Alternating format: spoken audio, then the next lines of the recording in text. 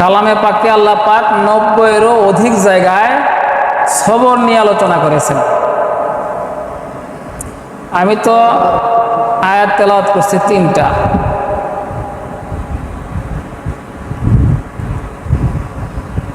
আল্লাহ আল্লাহ আল্লাহ আল্লাহ, তাহলে সবরের গুরুত্ব কত বেশি।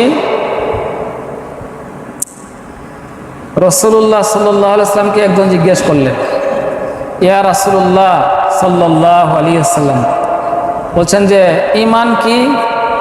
বলছে ঈমান হইল সবর।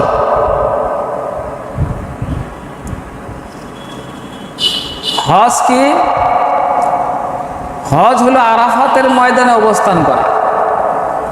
হজের কিন্তু আরো ফরজ আছে, কিন্তু আরাফাতের ময়দানে অবস্থান করাকে হজ, বিশেষভাবে আরাফাতের ময়দানে অবস্থান করাকেই হজ বলছে।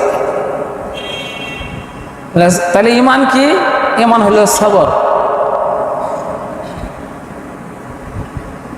যার সবর যত পাক্কা, তার ঈমান তত পাক্কা।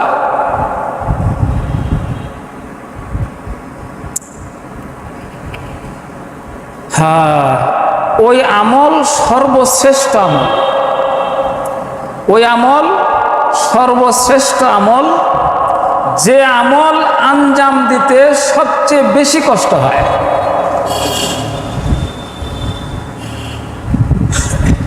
ওই আমলই সর্বশ্রেষ্ঠ আমল, যে আমল আঞ্জাম দিতে সবচেয়ে বেশি কষ্ট হয়।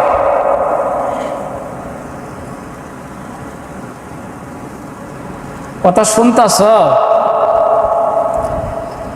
মনোযোগের সাথে শোনা লাগবে। ওই আমল সর্বশ্রেষ্ঠ আমল, যে আমল আঞ্জাম দিতে সবচেয়ে বেশি কষ্ট হয়।